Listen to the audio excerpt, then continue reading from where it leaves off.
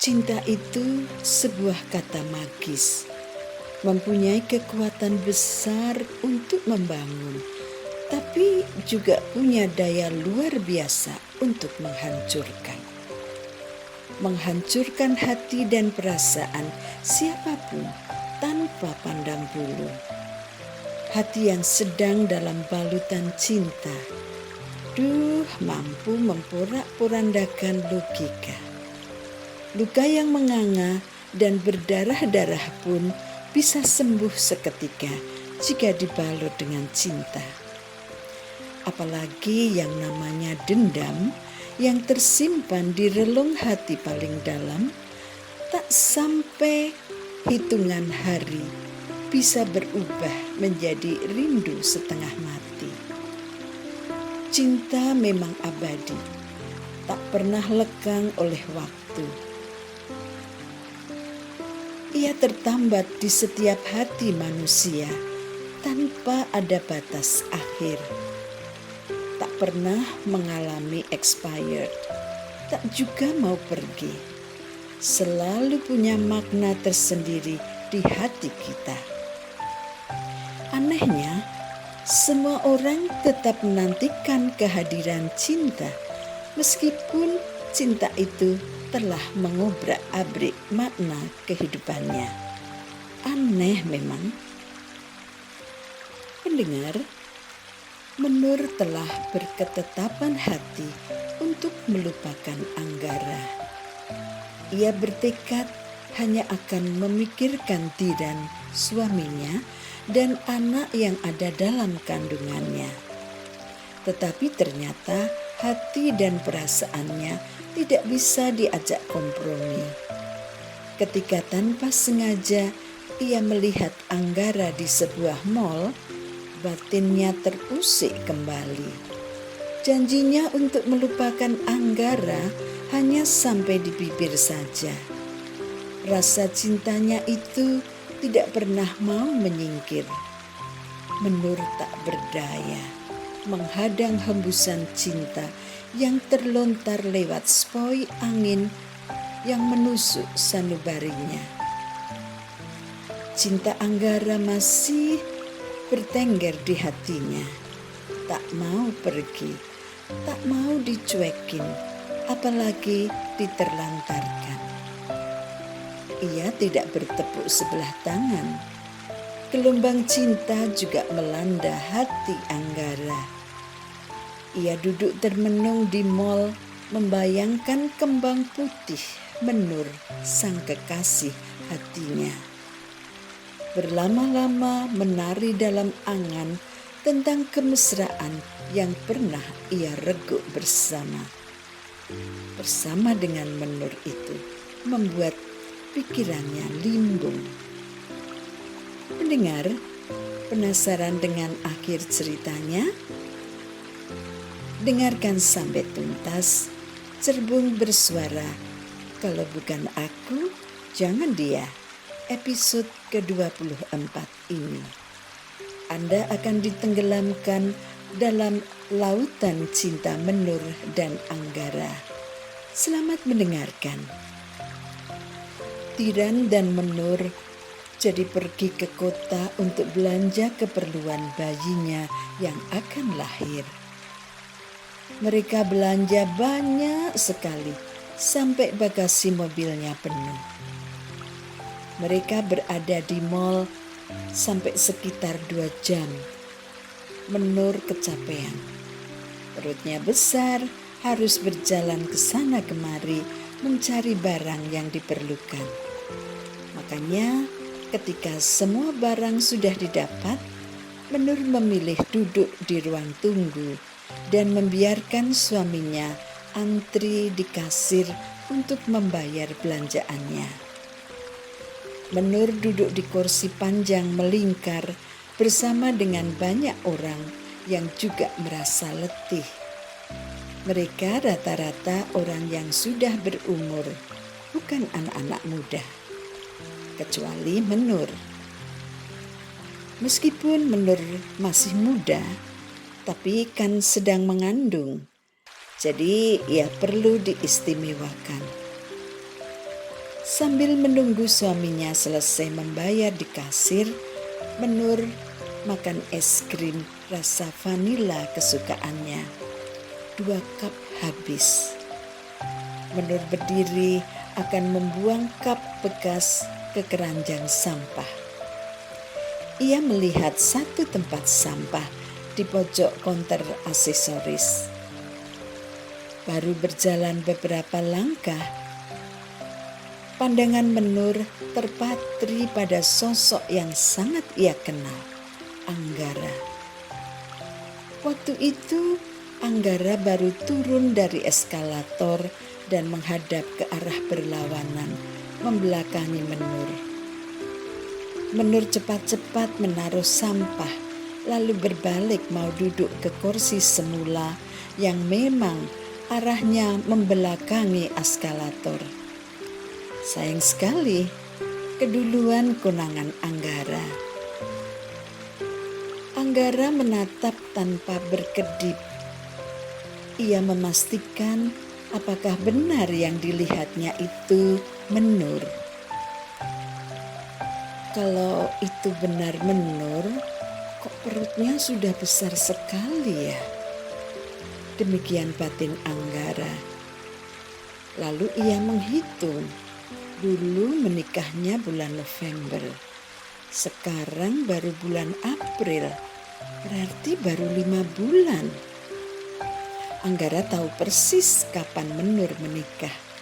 Sama waktunya dengan pernikahan Anggara sendiri. Cuma bedanya pernikahan Anggara batal dilaksanakan. Dengan rasa penasaran, Anggara berjalan ke arah Menur.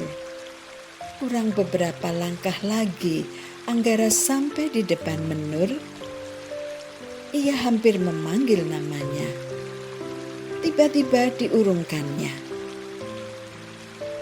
Seorang lelaki tampan, gagah, tinggi dan kekar lebih dahulu sampai di depan Menur. Ayo kita turun, Nur. Semua sudah selesai. Laki-laki itu yang adalah Tiran suami Menur menggandeng tangan Menur dengan tangan kirinya, sedang tangan kanannya mendorong troli yang penuh barang belanjaan. Mereka menjauh dari posisi berdiri Anggara, turun lewat eskalator. Anggara bergeser agak minggir ke tepi ujung kanan agar tetap bisa melihat Menur dan suaminya, mulai dari tangga paling atas turun sampai ke lantai bawah. Pada suatu detik, entah detik yang keberapa, Menur mendongak ke belakang ke arah lantai atas. Ia melayangkan pandangannya ke arah di mana kira-kira tadi Anggara berdiri. Seketika itu juga pandangan matanya terhipnotis oleh senyum simpul sang pangeran. Hati Menur melonjak, detak jantungnya seolah berhenti seketika. Secara refleks, tangan Menur mencengkeram erat tangan suaminya. Dan itu membuat Tiran terkejut. Ia berpaling kepada istrinya, khawatir terjadi sesuatu terhadapnya. Kamu kenapa, Nur? Perutmu sakit? Kok kamu kelihatan tegang sekali? Gak apa-apa kok, Kang. Anakmu nendang lagi ya? Menur tidak menjawab, hanya tersenyum kecil. Lalu Tiran melanjutkan kata-katanya. Kalau sering nendang, itu tandanya anak kita sehat. Ayo kita segera ke pasar Beringharjo untuk makan soto dan teman-temannya. Lalu beli es dawet juga. Ayo Nur, dihabiskan sotonya. Kok makannya nggak lahap sih? Katanya mau makan 2 mangkok. 1 mangkok saja masih belum habis. Iya ini Kang, tiba-tiba gak pingin lagi. Kata Simbok, orang ngidam memang begitu. Sekarang pengen soto, lain waktu dibelikan sudah gak pingin lagi. Menur memakai kehamilannya sebagai tameng kebohongannya. Padahal sejak dia melihat Anggara tadi, terjadi gonjang-ganjing dalam hatinya. Cinta lamanya yang ia pendam rapat jauh di dalam relung hatinya tiba-tiba menyeruak tanpa ampun. Butir-butir kasihnya masih kentara. Bilur-bilur cintanya seketika menutup rasa sakit hatinya. Yang ada hanyalah kenangan indah tatkala masih bersama. Itulah anehnya cinta. Luka menganga tak terasa sakitnya. Bahkan dendam cinta itu seketika bisa lenyap hanya dengan melihat senyum manisnya dan tatap mata penuh makna sang pujaan hati. Desah nafas cinta masih tetap bisa dirasakan. Meskipun 2 anak manusia itu sudah lama berjauhan. Apalagi aroma yang terlanjur menempel seolah sudah melekat dan membaur, mengaliri setiap butiran pori-pori rasa dalam nuansa penuh hasrat cinta. Ketika aroma itu menghambur ke arah indera kita oleh tiupan angin yang membawanya mendekat, gejolak itu hidup lagi, mencuat lagi tanpa permisi. Menur pun masih bisa merasakan kehadiran Anggara hanya karena membau aroma yang dihembuskan oleh sepoi angin pembawa cintanya. Ayo Nur, ini dimakan. Tiran menyodorkan mangkok berisi irisan babat iso. Kamu saja Kang yang makan, aku sudah kenyang. Oh, Tiran tidak mau memaksa. Ia memahami keadaan istrinya yang sedang hamil itu. Ya sudah, ayo sekarang kita pindah ke penjual es dawet. Gak usah Kang, kita pulang saja yuk. Aku sudah capek, pingin cepat bisa tiduran. Anggara hanya duduk di kursi depan counter sepatu yang menghadap ke arena lantai bawah dan lantai atasnya tempat di mana ia duduk. Anggara memperhatikan orang yang berlalu lalang naik turun eskalator. Tapi sebetulnya pikirannya sangat sibuk dengan angan-angannya dia sendiri. Kalau usia kandungan Menur lebih dari 5 bulan, berarti itu bukan anak Tiran, tapi anakku. Aku harus mencari tahu. Tapi kepada siapa aku harus bertanya?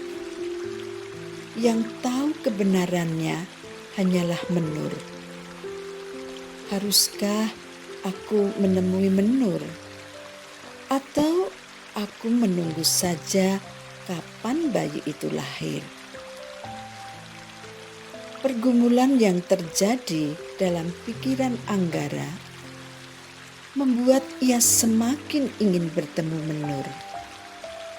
Setiap saat Anggara selalu memikirkan Menur. Namun apa daya, Menur sudah menjadi milik laki-laki lain. Tidak mungkin bisa ia rebut kembali. Angga tak berdaya. Ia terbelenggu dalam hasrat dan permainannya sendiri.